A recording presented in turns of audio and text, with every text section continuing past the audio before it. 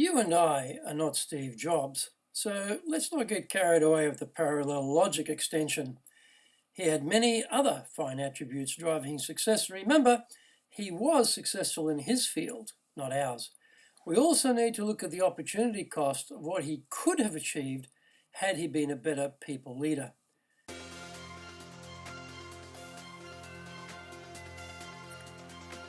Konnichiwa, and welcome to the Leadership Japan series. And I'm your host in Tokyo, Dr. Greg Story, president of Dale Carnegie Training Japan. And much more importantly, you are a student of leadership, highly motivated to be the best in your business field. If you enjoy the program, then please subscribe on iTunes and leave us a review. We would love to hear what you think about the series. How would you like your own access to 103 years of the accumulated wisdom of Dale Carnegie Training?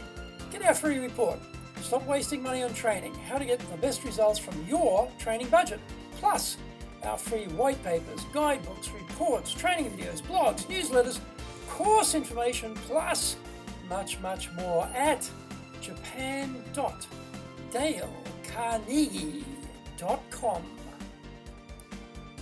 Today is episode number 124, titled, Go Ahead, Motivate Me.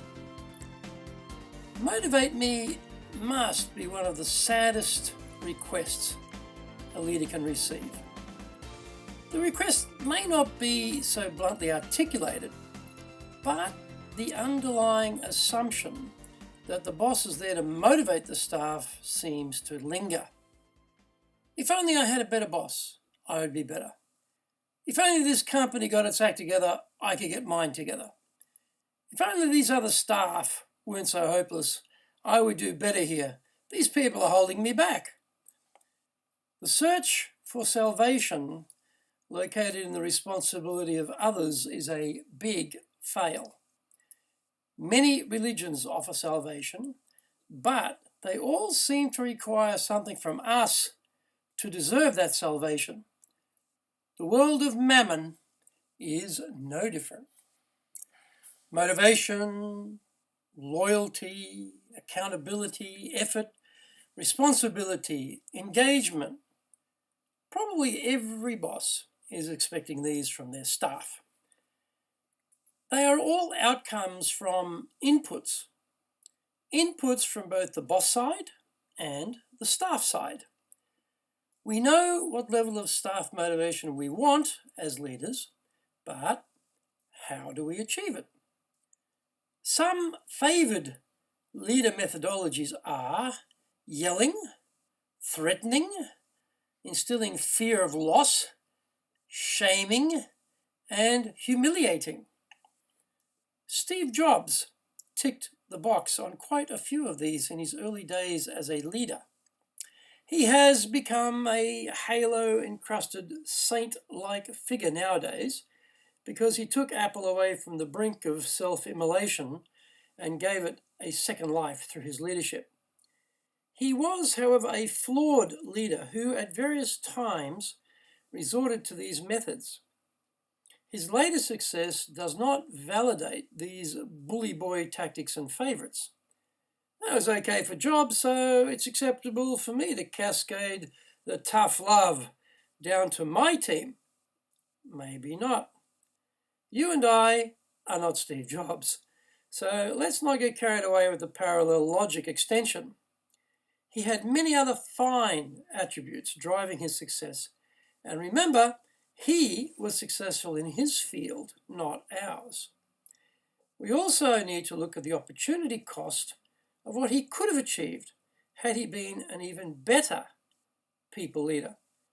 Getting massive compliance will not get you enough creative innovation. It is difficult to be fearless about coming up with new ideas and possibilities if the boss scares you to death. Jobs could have done more, much, much more, if he had played to his people's strengths rather than abusing them about their weaknesses. He was able to get brilliance from the brilliant, which is probably not all that hard because they are brilliant already. The trick is getting brilliance out of the average person. That requires a lot more effort and skill.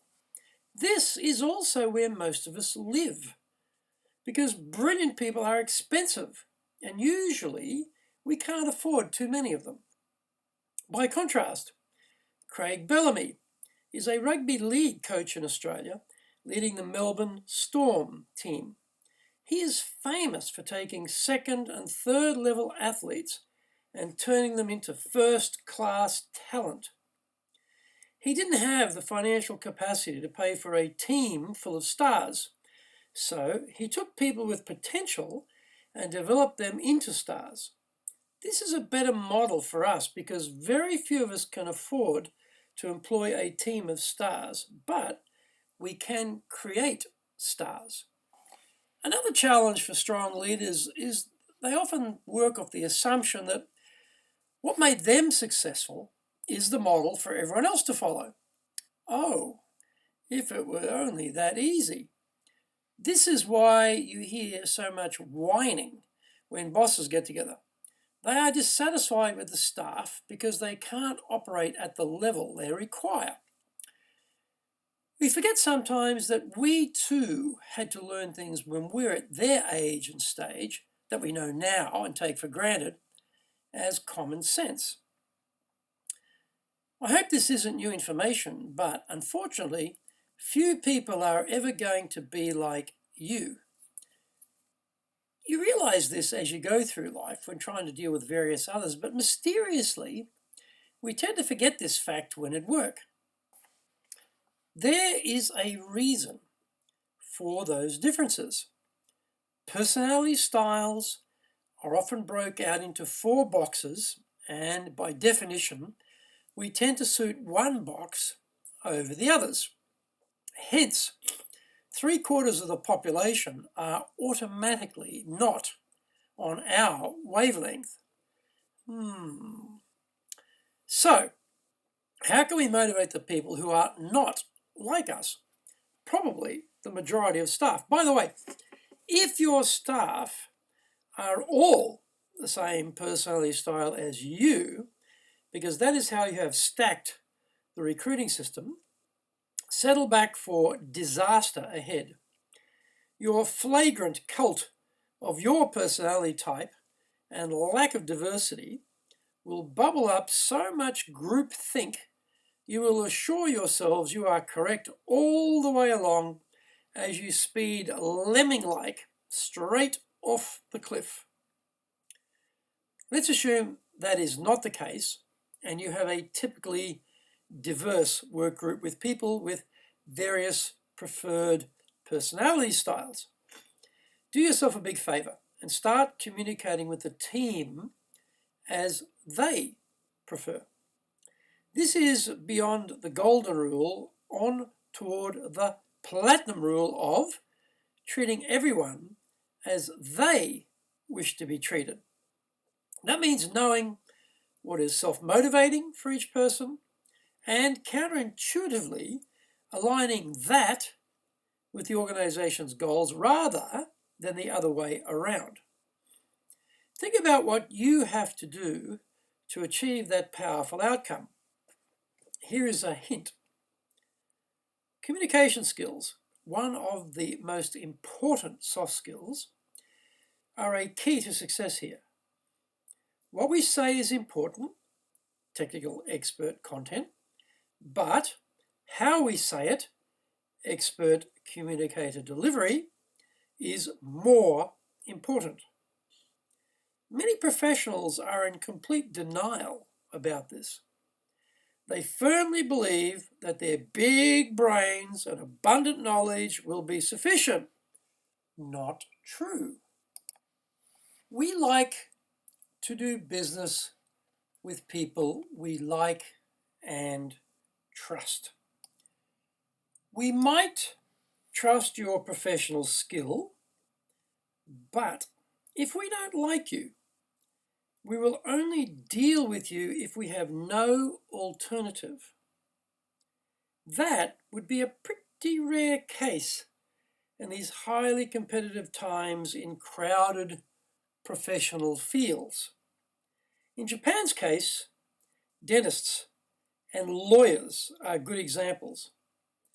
There are currently too many of both for the size of market demand, so the competition is fierce. In this situation, being able to communicate well with the client is critical. If they don't feel you're on their wavelength, they just head off to another practitioner. This will be the same for how middle management in Japan communicates with the younger generation. If the young don't like it, they will leave. Given the constant demographic nightmare of fewer and fewer young university graduates, then they have many alternatives to working for you. Be clear. We can't motivate anyone but ourselves. However, as the leader, we can create an ecosystem where the team are encouraged to motivate themselves. Mirroring their preferred communication style when speaking, which is based on their personality style, leads to better understanding. Talking in terms of the other person's interests rather than our own is more likely to be motivating for them. The trick is you have to spend time with your team to know what their individual interests are. We loop back to the soft skills of good communication. The boss's barked order generates docile compliance. The alignment of staff self-motivation with the direction of the organization's strategy, coupled with the right communication skills, gets our people going the extra mile. That is a good goal. Platinum rule turbocharged self-motivation. Staff should motivate themselves, and bosses should craft environments where staff motivation can be encouraged to flourish.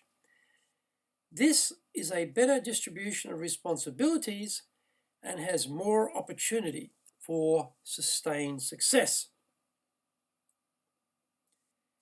Action steps from today. 1. Build on people's strengths rather than focusing on their weaknesses. 2. Remember, you aren't Steve Jobs, and so don't mimic his faults. 3.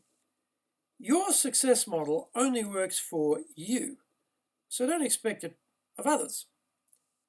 4. If you only hire people just like you, prepare for disaster. You need diversity. 5. Use the platinum rule. Treat everyone the way they want to be treated. 6. How you say it is more important than what you have to say. 7. Create the environment for self-motivation. That is your job as the leader. 8. Mirror the communication style of each of your people for the best communication outcomes. Thank you for joining the Leadership Japan series. If you found the program useful, then please subscribe on iTunes and leave us a review. Remember, to access your Dale Carnegie training, free reports, white papers, guidebooks, training videos, blogs, newsletters, course information, plus much more, then go to japan.dalecarnegie.com.